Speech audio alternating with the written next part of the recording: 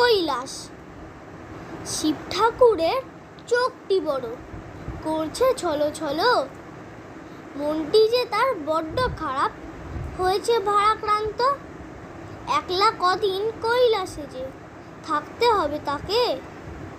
একা একা দিনগুলো যে কাটবে কেমন করে। মা যে যাবে বাপের বাড়ি তাকে একা করে। সিংহ মামা সেজে গুজে তৈরি হয়ে আছে। কখন যে মাকে সঙ্গে নিয়ে যাবে মর্তলোকে।